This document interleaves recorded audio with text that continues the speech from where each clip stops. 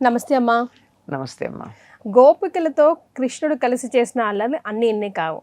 ఎన్ని చెప్పుకున్నా మళ్ళా చెప్పుకుంటూనే ఉంటాయి ఉంటాయి చిట్ట అసలు ఎండే కాదు. సో ఇంకోటి గుర్తు చేయండి అమ్మా.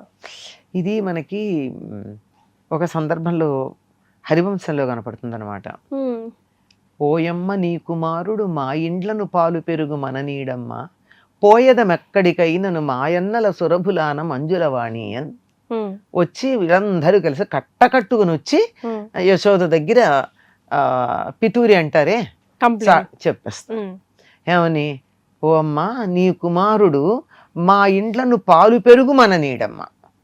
పాలు పెరుగు అనేది మా ఇళ్లలో ఉండనీడు, అందువల్ల ఇంకా లాభం లేదమ్మా, మేము ఇక్కడి నుంచి వెళ్ళిపోతాము, ఇంకో చోటకి ఎక్కడికన్నా పెడతాం. ఒట్టు పెడుతున్నమ్మా అన్నగారి ఆవుల మీద ఒట్టు. అంటే ఇప్పుడు ఆడపిల్లలు పుట్టింటి మీద మమకారం ఉంటుంది కదా, అందుకని ప్రతిదీ ఏం చెప్పినా అశుభం ఎక్కడికి చెప్తారమ్మా, అత్తగారింటికి అశుభం అని చెప్పరు, పుట్టింటికి దరిద్రం అంటారు, అన్నదమ్ములుగా దరిద్రం ఇలా. అంటే అన్నదమ్ములు పుట్టిల్లు అంటే వాళ్ళ క్షేమం కూడా ఆడపిల్ల చూస్తుందని లెక్క. కనుక మా అన్నగారుల ఆవుల మీద ఒట్టు పెడుతున్నామమ్మా, మేము ఎక్కడికన్నా పెడతాం, ఈ మందలో ఉండం, మీ పిల్లాడు అల్లరి భరించలేక అని. ఎక్కడన్నా పిల్లలు అల్లరి భరించలేక ఊరు వదిలిపెట్టి వెళ్తారా? మరి ఆయన చేసిన అల్లర్లు అన్ని నిజంగానే ఎవరింట్లో అయినా ఇంత వెన్న పాలు పెరుగు ఉంచాడా? అది కాదు, ఏమన్నాడు, సరే పాలు పెరుగు ఉంచకపోతే పర్వాలేదమ్మా, అంతవరకు కూడా పర్వాలా. ఏం చేశాట, ఒక ఇంట్లో ఏం చేశాడు, చక్కగా పెరుగంతా తిన్నాడు, తినేసి పడుకున్న కోడలి మూతికి రాచి వెళ్ళిపోయాడు. అవును. అత్తగారు లేచి కుండలో పెరుగు లేదేమైంది అంటే కోడలి మూతికుంది. తప్పు కదమ్మా. తప్పేముంది, చెబుతాను ఈ సంగతులన్నీ. తప్పేముందమ్మా, ఆవిడ కృష్ణుడికి ఏమీ పెట్టకూడదని పంతం పట్టుకుంది ఆవిడ కోడలు, పెట్టకూడదని, అందుకని పనిష్మెంట్ ఇప్పించాడు. అది ఆవిడొచ్చింది, చూసావా ఇట్లా చేశాడు, మరి మా ఇంట్లో అల్లరి, కుటుంబంలో అసలు అల్లరి యాగమైపోతుంది అని. ఇంకొక ఆవిడ వచ్చి ఏం చెప్పింది, తినేసి వెళ్ళిపోతూ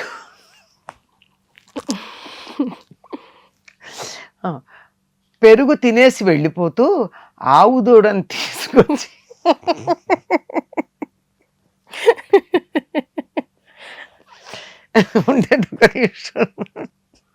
ఆ దృశ్యం తలుచుకుంటే అమ్మ ఊహించుకుంటున్నారు. ఊహించడం కళ్ళ ముందు కనపడుతుంటే తినేసి వెళ్ళిపోతూ ఏం చేశాడు, పడుకున్న ఇంటి కోడలి జడకి ఆవు దూడ తోకకి ముడిపెట్టి వెళ్ళిపోయాడు. అమ్మో, చిన్నోడు కాదు, మామూలు వాడు కాదమ్మా. మరి అమ్మా, పొద్దున పూట పని చేసే సమయంలో పడుకుంటుందా? తప్పు కాదు. ఓహో, తప్పు కాదు. ఆవిడ పని చేసుకుంటుంటే చేసేవాడు కాదు. పగటి పూట పొద్దున పూట 9-10 ఆ మధ్య సమయంలో ఇంట్లో చక్కగా పనులు చేసుకోవాల్సిన సమయం ఉంటే ఇంటి కోడలు పడుకుంటుందా? ఏమో, ఆమెకేం బాధ వచ్చింది. ఏం బాధ రాదు, తెలిస్తే బాధ అయితే నీకు తెలిసే ఉండేది.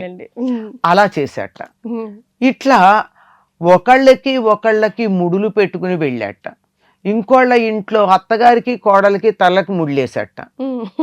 ఈవిడ కదిలితే ఆవిడ కదలలేదు, ఆవిడ కదిలితే ఈవిడ కదలలేదు. ఇంకొకళ్ళ ఇంట్లో చంటి పిల్లలు ఉన్నారట, అస్సలు మొత్తం పెరుగంతా ఖాళీ చేశాట. పిల్లలు ఏడిస్తే ఇవ్వడానికి చుక్కపాలు.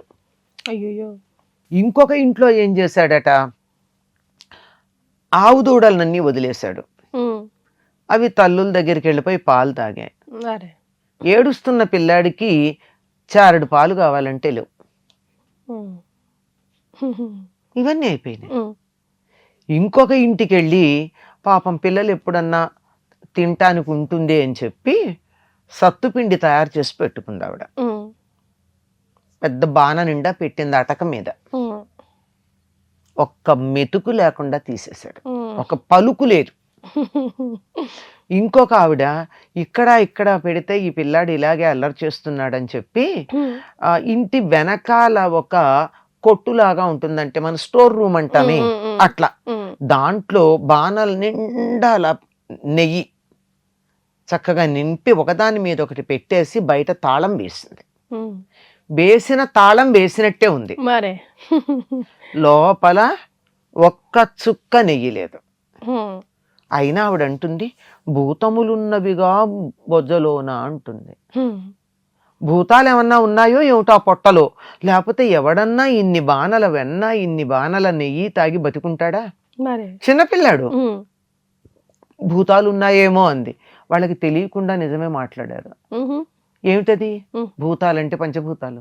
ఉమ్. ఆయన పొట్టలో పంచభూతాలు ఉన్నాయి గనకే ఇంత నెయ్యి ఇంత వెన్న ఇంత పెరుగు అన్నీ కలిపి తిన్నా ఏమీ లేదు, ఏమీ ఎరగనట్టే అమ్మా ఆకలి అంటాడు ఇంట్లో. ఉమ్.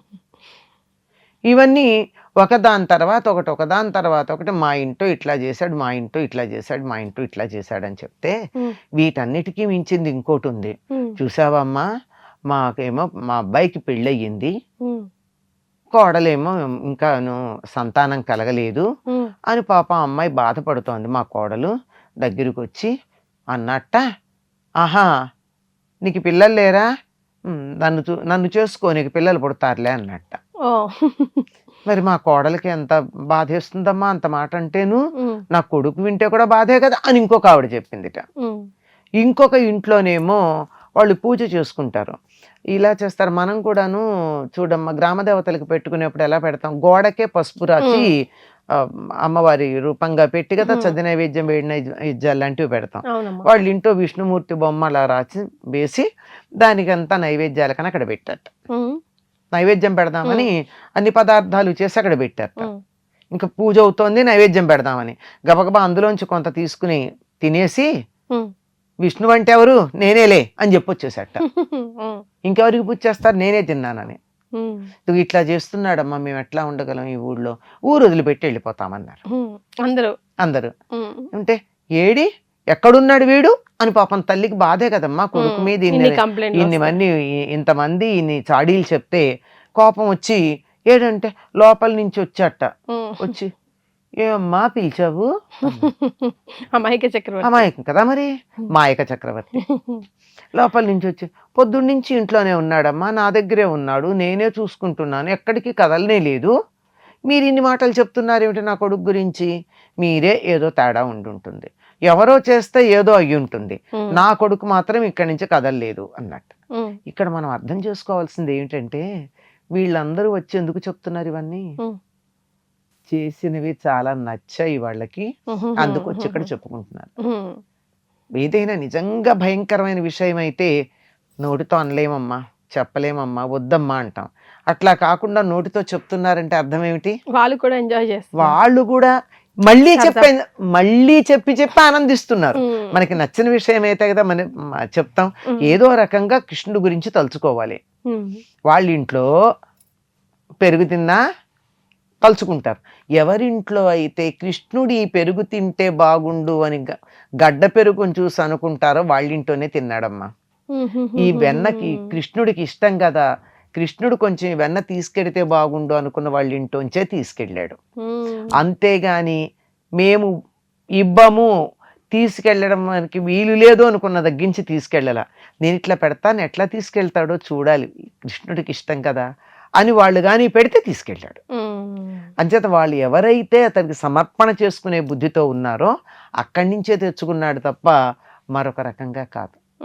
అందుకని ఇవన్నీ చూసి ఏమైనా మేము ఊరు వదిలి వెళ్ళిపోతానులే అంటే, వద్దులే అమ్మా ఎందుకు పెడతారు అని చెప్పి యశోద వాళ్ళందరినీ బతిమాలిందట. ఇది మనకి హరివంశంలో కనపడుతుందమ్మా. ఈ వర్ణనంత అందరు గోపికలందరూ వచ్చి ఎవరిళ్లల్లో ఏమేం చేశాడు అన్నీ చెప్తాడు. అంత బాణడు పేలపిండి తినడం ఏమిటి, అంత బాణల నుండి నెయ్యి తాగేసేయడం ఏమిటి, ఇవన్నీ చేసి ఏమి ఎరగనట్టు అమ్మ వెనకాల కూర్చొని కనపడుతున్నట్ట. 3 ఏళ్ళు 4 ఏళ్ళు ఉంటాయి అంతే, అంతకన్నా ఎక్కువ కాదు. అదనమాట మ్యాటర్. మరొక అల్లరి ఘట్టం కథమైంది. ధన్యవాదాలమ్మా.